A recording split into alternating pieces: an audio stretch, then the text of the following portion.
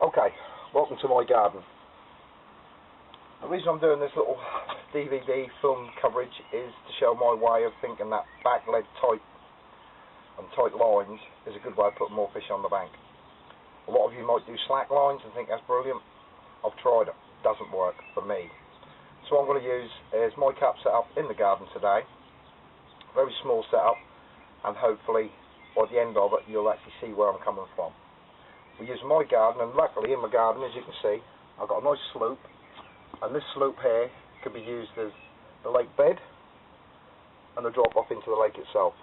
Or I should say the lake bank and drop off into the lake bed. So what I'm going to do is set everything up and do it stage by stage for you. Okay? Here we are. The rods are now on the pod, set up ready. But as you will notice, if you look carefully, my vital arms are actually facing what would be the lake. This is not normally how I fish, but hopefully you will be able to see the lights come on through the camera, and then you can see how the indication goes. But normally, obviously, they're facing to the reels, so when I'm sitting behind the rod, I can see what's going on. What I'll try and do now is set the rods up with the back-led system I use. There are sort of various sorts of back-leds and setups you can use. There is the tethered, so it means the back-led always stays attached to the bank but comes off the line on the strike. You can get the attached back-led, which stays on the line through the strike to the landing of the fish. Can cause us a problem with bump-offs, but as yet not had one at the net. And then you've got the drop-off back-leds, whereas on the strike, because of the weak link on the back-led, that snaps or pulls away, and everything is sorted, and it just drops on the bank. We'll carry on. Okay, these are the back-leds I use. They're 1 ounce black, and if you look by that, they're clip-ons. So they clip on the line, stay on the line right through to the lead at the bottom. Hopefully, if the lead on the lead drop system works, this is just anything that will be left on. But the problem is these do ride down the fish, so we have to be very careful. Okay, they are my back-leds. Basically, for the point of this DVD or little video, I will show how I've attached the back-leds. So pretend I've now cast out. The rods are on the pod, and I'm now going to attach the back-led. Doesn't really matter whether it goes down at a 90-degree angle, a 100-degree angle, or whatever, as long as the line is tethered to the bottom. So I will attach the back-led. The lead goes down to the lake bed, like so. Now, if I can move the camera slightly, this is what it looks like underwater. So just bear with me. If you can see the back-led there, sitting there in the grass, I will point it out to you. There it is. Now that's holding the line about 1.5 inches off the lake bed, and the rod, as you can see, has started to tip down. Now, the idea is, I wind it down. You can see I've got about a 3-inch drop, if you can see. There's one rod with the back-led, and over there's the rod without it. Okay, so what I'm going to do is go up to the rod, just probably out to see me, and see me tighten down.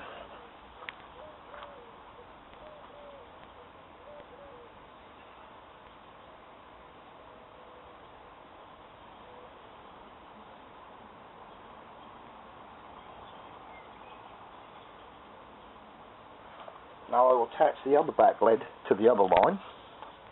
Remember, I'm standing in the lake at the moment, but I do this from the bank. So down goes the back-led.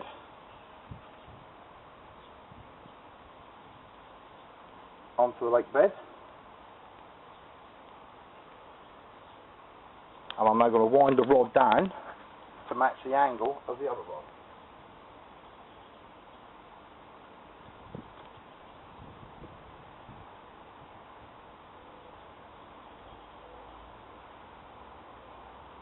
There we go. Both rods have got a slight bend in the tip now. As I said, both rods have got a slight bend in the tip. There's rod 1 and there's rod 2. And there is a curve going into the lake bed. Sorry you can't see the line too well. You might be able to pick it out. But for the purpose of this video, it's not so much where the line goes, what colour the line is. It's that indication you get at the other end. So what I'm now going to do is go up there, set the swingers, and then turn the alarms on.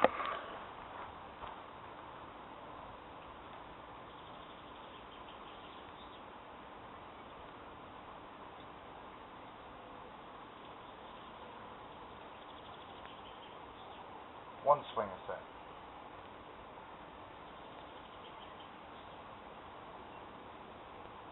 Two swinger set. You sometimes get a little bit of settling, especially in the lake.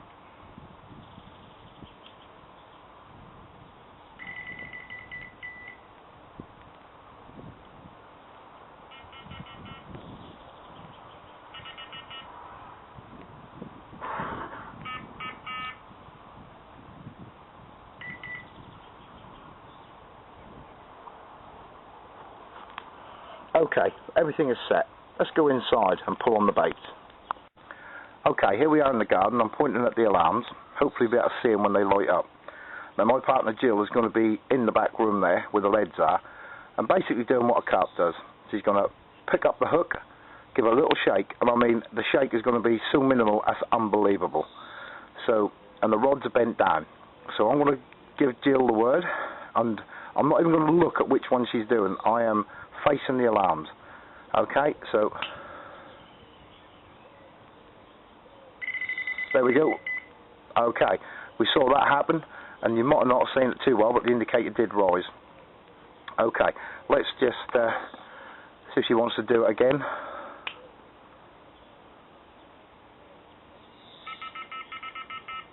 Okay, whoa, whoa, whoa, that was a nice carp. But I'm going to leave that running.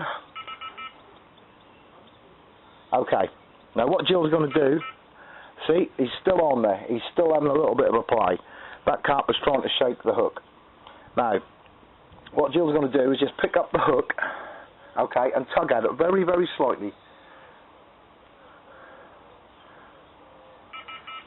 I mean, there's hardly any pressure going on that hook. You're going to have to take the word for that. And see if Mr. Carp will go on the other rod. Just a slight tug, and I'm talking about when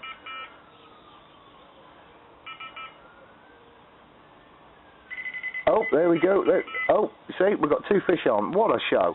Anyway, as you can see, the rods are still bent down. The back lids move a little bit in the lake, which is what you wanted to do, because you want to keep tension on the line. Now that triggers off everything. Now, yes, I have my alarms set very sensitive for this, but that's the way you have to go. Keep them nice and sensitive, and you'll find that your bite alarms will do exactly what they're meant to do. Register every touch you get on your hook link. Many, many guys I've seen on the bank have them set so desensitised, all they're waiting for is that big old screamer. Screamers come, but on riggy waters where the carp are wising up to what you guys are doing, what you really need to do is to be aware of that and make everything so sensitive as possible. Now I can guarantee I've had these blowing in a 40-mile-an-hour wind, and the wind does not even affect it. I've had it in pouring rain, it doesn't affect it. The only thing that affects this system I use is the fish on the other end that sets off the alarms. Hope this is informative to you. Give it a go, you never know. There could be more fish on the bank for you.